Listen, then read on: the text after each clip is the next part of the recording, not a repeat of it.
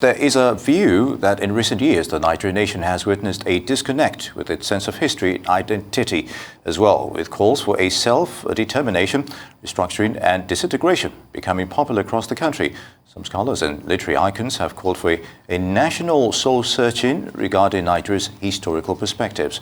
Now, out of the nation's estimated 250 ethnic nationalities, the Ibibio Nation has been among the most vibrant and deep-seated in a collective effort at preserving its culture, tradition and nuances. And of course, joining us to discuss this is Oto-Obong Uwah, a writer and media personality. It's good to have you with us. Thank you very much. All right, Oto-Obong. In one of your write-up, you said the Ibibio Nation was considered the fourth largest ethnic group in Nigeria for some time. So how would you describe the journey so far? And is Ibibio Nation still in reckoning in Nigeria's current socio-political standing? Okay, thank you very much. Straight up, I would say yes. We're still relevant in the reckonings, the political reckonings. It's always somewhat controversial when you try to speak about the ranking in terms of population. So growing up, we were told Ibibio as a composite unit was the fourth largest ethnic group, but of recent we've had differentiation between the Ibibios and Efiks. We've had the Ijos, and so it's a topic that is to be left to the population experts, but we'll stay on the interest of the Ibibios and their contributions to nation building. Yeah. So, can you tell us about the timing of this book and why it's important, to help the rest of the country understand the Ibibio story, like you said, in the context of socio-cultural, political, and the economic setting of Nigeria? Okay, so first of all, we've contributed a lot to the country. And for the timing, unfortunately, we're in a political era, so some people may try to misplace it, but it's actually more of a reawakening, a cultural reawakening. We've lost a lot of our senses of history as a people. History is no more taught in most schools. I think in some private schools they still teach history as a subject. Then for the Ibibio particularly, a lot of literature has been very old. The literature that we've had has been very old, but correct though.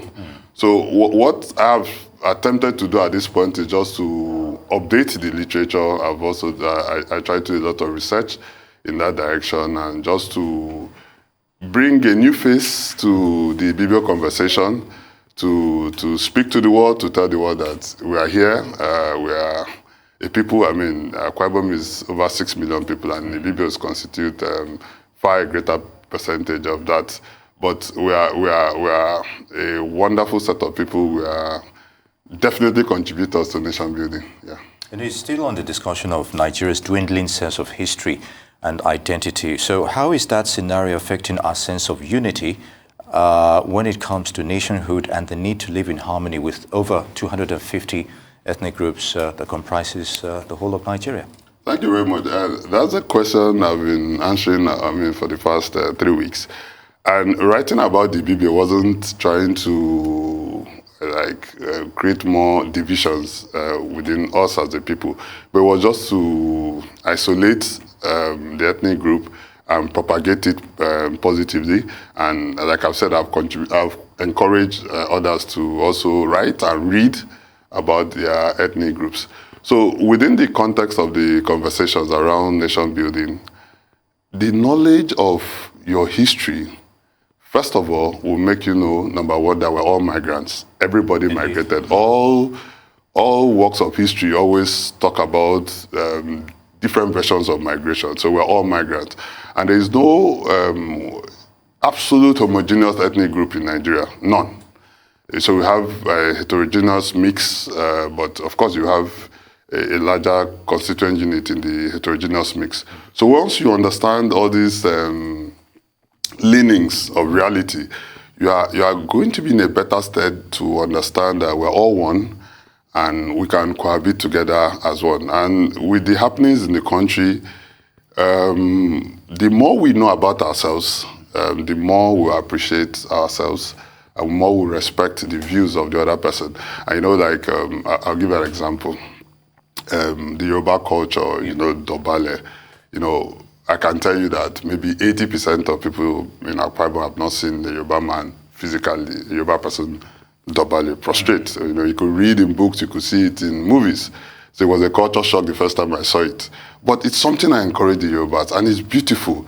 So once you understand how others treat cultural issues, you are more likely to respect their culture and the behavioral preferences. Speaking of culture, I'd like you to touch on cultural rebirth. I understand that was a theme when you and some thought leaders gathered in Uyo, the Akwa Ibom state capital, recently. Could you shed more light on that? Since you said it would help the nation to capitalize on its competitive advantage.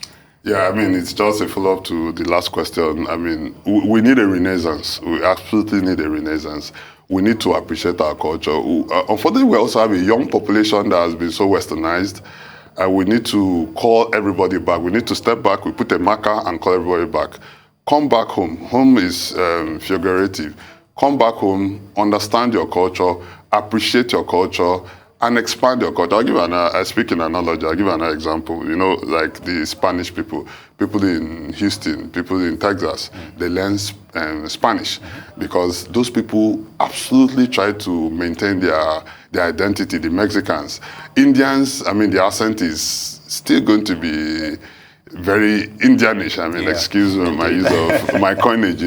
So there needs to be a consciousness. There needs to be a reawakening, an appreciation of our identity. And we have a very, very, very beautiful country with over 250 ethnic groups, diverse cultures. I'm widely traveled within the country, and each place I visit, I just see beauty in the country, beauty in the culture, beauty in the food, beauty in the practices. The marriage practices in the Yoruba land is different from Igbo land, it's from TV, so there's just so much we can gain from us. And economically, it's going to be a tourism booster.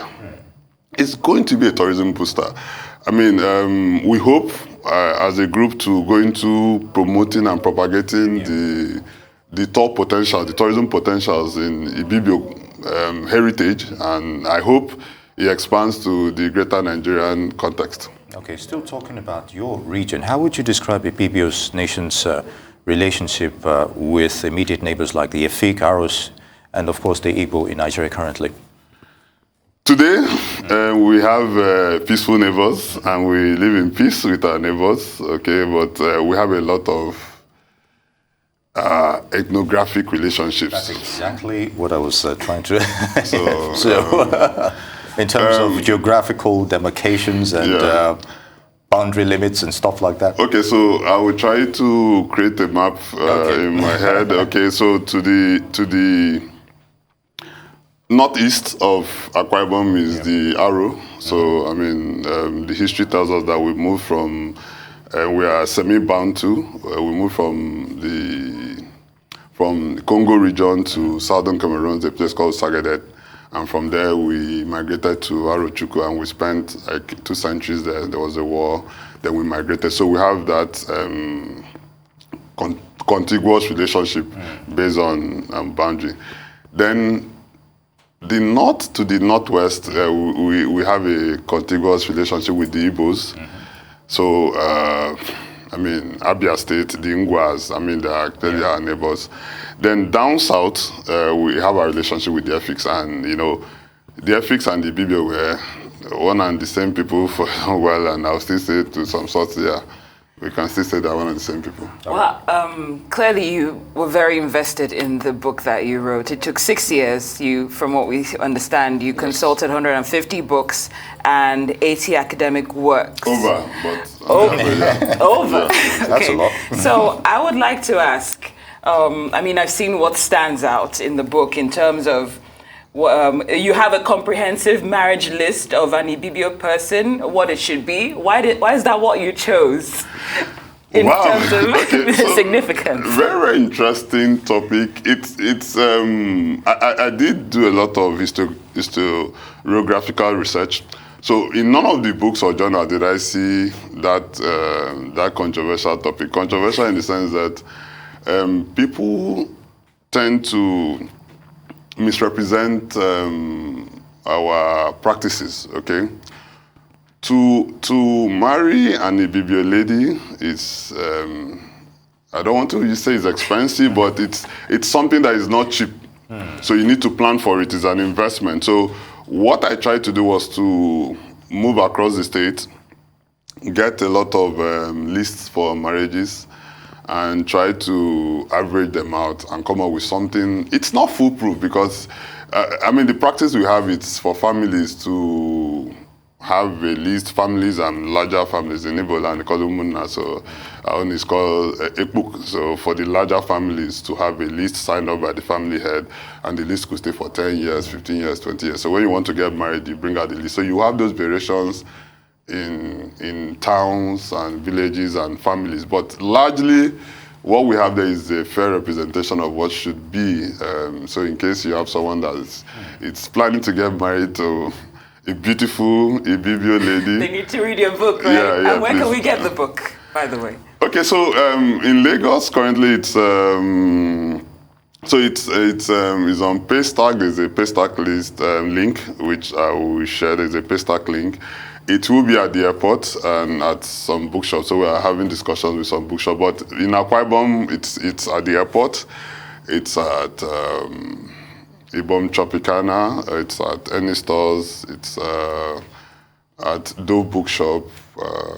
So we have some outlets. All right. Yeah. On that note, Oto-Obong Uwah, author of Media Nation, History and Culture. It's good to have you with us. Many thanks for your perspective on these issues. Good to have you.